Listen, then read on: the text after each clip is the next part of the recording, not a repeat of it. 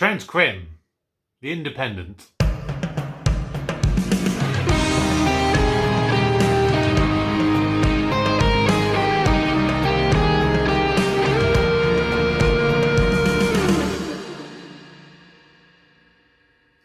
Hello everybody, welcome back to the channel. My name is Kevin, I am a geek and you are watching Kevin the Geek. And it is time for another review of Ted Lasso. This is Series 1, Episode 3, entitled Trent Crim, The Independent. If you are new to the channel, welcome. Please do consider subscribing. If you are returning, welcome back to the channel.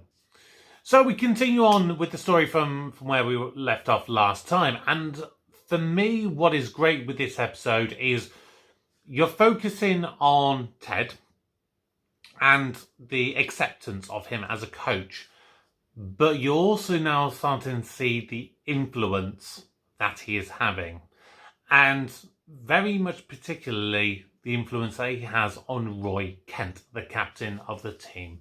And it's very much a situation that they want to make sure that Roy comes to the realization on his own. They don't want to just go to him and say that this is what needs to happen, this is what we want you to do, we want you to be more of a leader, more of an inspirational figure. No, they want him to learn to do it by himself, by example. It really shines through in the interactions that he has with Jamie Tart in this episode. Particularly with the influence that Jamie has on the team, because they both have their own individual influences. But Jamie has the influence because of the footballing ability that he has. And because of that footballing ability, people look up to him and want him to be the best that he can be, because he is pretty much single-handedly pulling Richmond along. However, it is doing so by also a bit of a nasty streak, and he would consider it banter, which is a word and a term that I absolutely hate. Because for me, people who use the word banter typically are the people that mean it in a mean context, but they don't think that they're being mean.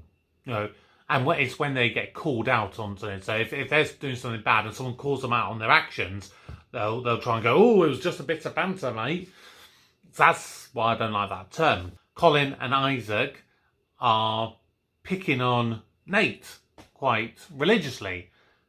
And Roy knows about this and goes to speak to Ted because he knows that Nate is becoming a bit of a favourite of Ted's, and Ted's trying to look after Nate and try to help him be a better person. So he goes to tell Ted about it, but Ted says he's not going to do anything about it. But it's all with the intention of making Roy take that stand. Because I can imagine that Ted was the kind of person that probably was bullied at school. And when you have been bullied, you know how awful it is when you feel that nobody listens to you. And I know what that's like, to be bullied at school and to feel that no one listens to you. And so Ted is quite right in what he says. People that tell teachers mean that the victim only gets bullied more. And so it's down to Roy, one of the cool kids, to take a stand and make him stop it, because Jamie, in a way, and the other players would have more respect for Roy stepping in than Ted stepping in, at this stage of their career anyway. And I really like that. But this episode, it all tries to show Ted making people better versions of themselves. And he says that throughout this episode. Of course, he is shadowed by Trent Crim to write an article about Ted, which was set up by Rebecca in an attempt to make Ted look bad. But Ted, being his normal self, is just wonderful. And he gets all of the team a book each. And it's very clear that each one is very carefully selected. And they're all designed to make the individual person learn something about themselves, and hopefully that book will give them a message along the lines of what Ted is trying to teach them. And there's a couple of them that show up. The most obvious one is the book given to Roy, which is A Wrinkle in Time, which the description is probably best left to Trent to explain. It's a lovely novel. It's the story of a young girl's struggle with the burden of leadership as she journeys through space. Yeah, that's it. Am I supposed to be the little girl? I like you to be. But then the two other ones that you really can kind of see that they get is the books given to Jamie and to Sam.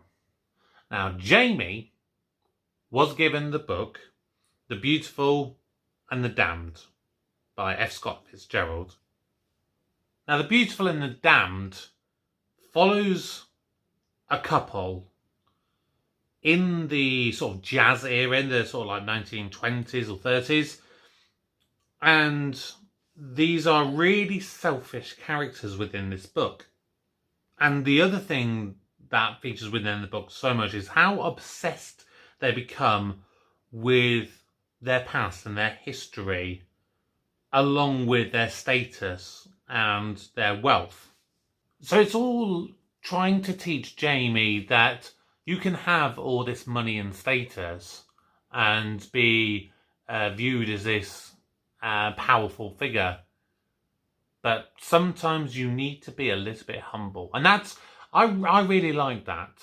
I really like that that book there and that choice there for Jamie. As for Sam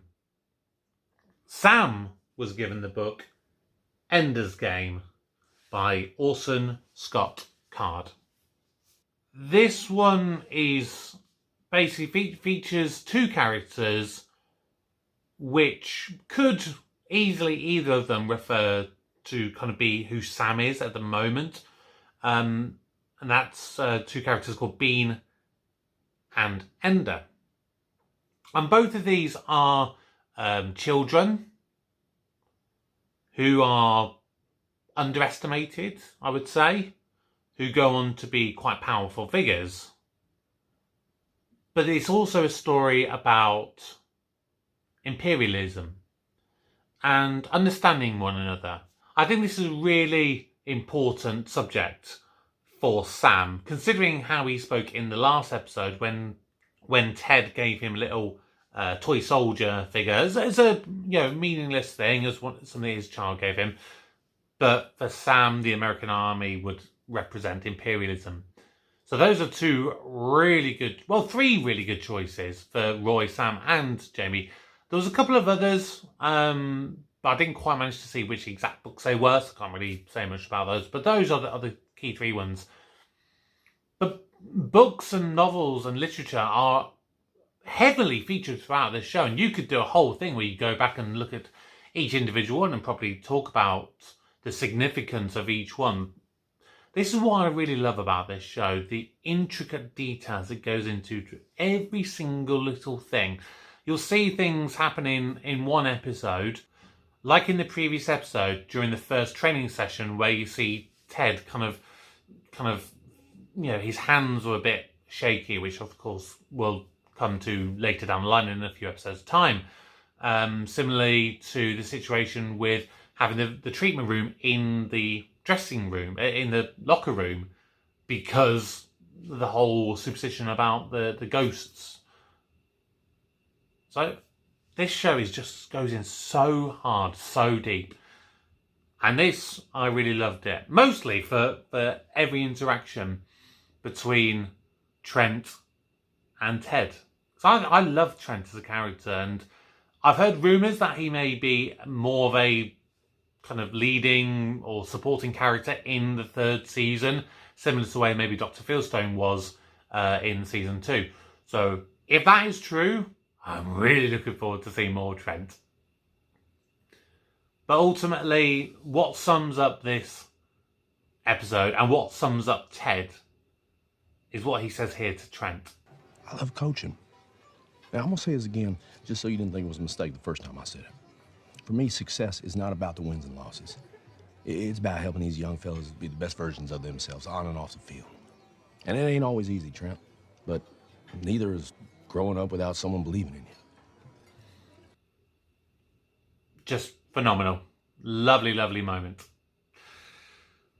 So yeah, another fantastic episode of Ted Lasso. What did you think? Drop a comment down below. Let me know your thoughts. Next week, we have the episode For the Children, which is where we see the actual introduction of Rebecca's ex-husband. And we start to see more and going deeper with that. So I'm really looking forward to that. But for now, remember, subscribe to the channel if you're new.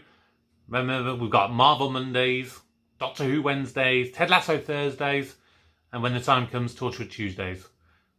But for now, my name is Kevin, I am a geek, and you are watching Kevin the Geek. Goodbye.